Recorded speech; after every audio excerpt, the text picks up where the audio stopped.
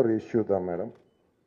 அது உங்கள் பக்கத்தில் இருக்கிற எம்எல்ஏ எங்களுடைய ரெகுலர் அன்னபூர்ணா கஸ்டமர் வர்றப்பெல்லாம் சண்டை போடுறாங்க அந்த அம்மா கடையில்.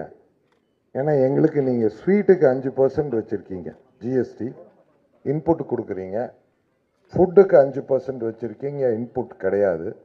இந்த காரத்துக்கு 12% வச்சுருக்கீங்க. அடுத்தது பேக்கரியில் பார்த்தீங்கன்னா ப்ரெட்டும் பன்னும் விட்டுட்டீங்க. மீதி எல்லாத்துக்கும் அப் டு 28% வச்சுருக்கீங்க. இந்த அம்மா வர வேண்டியது ஜிலேபி சாப்பிட வேண்டியது, அடுத்தது காஃபி கொடுக்கணும், காரம் வேணுங்கிறது. காரத்துக்கு 12ன்னு சொன்னால் உடனே சண்டைக்கு வர்றது. இது டெய்லி எங்களுக்கு நடக்குது பிரச்சனை.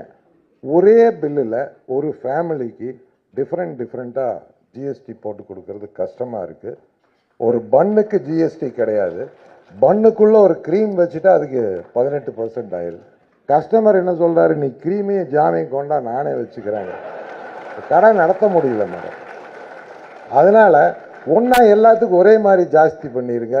இல்லைண்ணா இன்னொன்று, இதே அம்மா வந்து உங்கள் எம்எல்ஏ அம்மா தான் இதெல்லாம் பண்ணுறதுங்க. அவங்க எங்கள் தொகுதியில் இருக்காங்க. கடையில் வந்துட்டு வடநாட்டில் அதிகம் ஸ்வீட்டு சாப்பிட்றாங்க, அதனால தான் அம்மா இங்கே அதுக்கு 5%, காரத்துக்கு 12 பண்ணிட்டாங்கங்கிறாங்க. நான் சொன்னேன் இல்லைங்க, அப்படியெல்லாம் இல்லை. தமிழ்நாட்டில் ஸ்வீட்டு, காரம், காஃபி அப்படி தான் போகும். அதனால் தயவு செஞ்சு அதை கொஞ்சம் கன்சிடர் பண்ணுங்க மேடம். ஸ்டேட் வாரிய டாக்ஸ் போடுறது இல்லைங்க. இல்லைங்க மேடம், இந்தியாவுக்கு பூரா சேர்த்து நீங்கள் ஏற்றி விட்டாலும் சந்தோஷம். சார் ஒரே மாதிரியே பண்ணுங்க, தனித்தனியாக வைக்காதீங்க. ஏன்னா வீடு ஒரு ஃபேமிலி வந்து கம்ப்யூட்டரை திணறது மேடம் பில் போடுறது. அதுவும் அந்த ஜிஎஸ்டி ஆஃபீஸருக்கு இன்புட் கிரெடிட் எடுக்கிறப்போ ஒரே கிச்சனில் தான் எல்லாம் பண்ணுறாங்க. இன்புட் எடுக்கிறப்போ அதே கேஸு, அதே ஸ்வீட் மாஸ்டர், அதே கடலை மாவு, அதே மைதா மாவு, இன்புட் எப்படி மேடம் எடுக்க முடியும்? அதில் ஆஃபீஸர்ஸ் திணறிடுறாங்க. ஸோ அவங்களுக்கும் ஹெல்ப் பண்ணலாம் நம்ம. சார் இன்னொரு விஷயம், ஹோட்டல்ஸ் மேடம் ஆல்ரெடி சொல்லிட்டேன், இருந்தாலும் சொல்கிறேன்.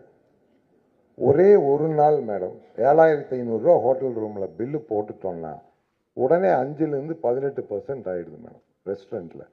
இப்போ ஹோட்டலுக்குன்னு மெனு கார்டெல்லாம் டேரிஃப் கார்டு யாரும் அடிக்கிறது இல்லை. மேக் மை ட்ரிப்பு தான் அதை நிர்ணயம் பண்ணுறாங்க ஹோட்டல் ரூமு. வருஷத்தில் பார்த்தீங்கன்னா ஏதோ ஒரு அன்னைக்கு சீசன் இருக்கும். திருச்செந்தூரில் சூரசம்மாரம் ஒரு ரூமில் 10 பேர் படுத்துக்கிறாங்க. ஸோ அப்போ வந்து ஒரு 7500 ரூபா போடுறாங்க. இல்லை ஒரு ஹோட்டலில் எக்ஸ்ட்ரா பெட்டு போட்டால் 1000 ரூபா போடுறாங்க. அதுக்குன்னு ஸ்டார் கேட்டகரி இருக்குது மேடம்.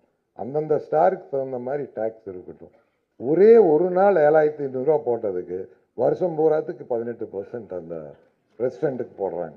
அது நியாயமான ஒரு விஷயம் இல்லை மேடம். டெஃபினட்டாக ஒரு மாலில் யாரோ ஹோட்டல் நடத்துகிறாங்க மேடம், அந்த மால்கார் கீழே வைக்கிற எல்லா ஃபுட் அவுட்லெட்டுக்கும் 18% ஜிஎஸ்டி வருது. ஏன்னா அவங்க ரெண்ட்டுக்கு எடுத்து யாரோ நடத்துகிறாங்க, ஹோட்டல் யாரும். அதை கொஞ்சம் நீங்கள் கன்சிடர் பண்ணுறீங்க madam. Thanks for listening madam.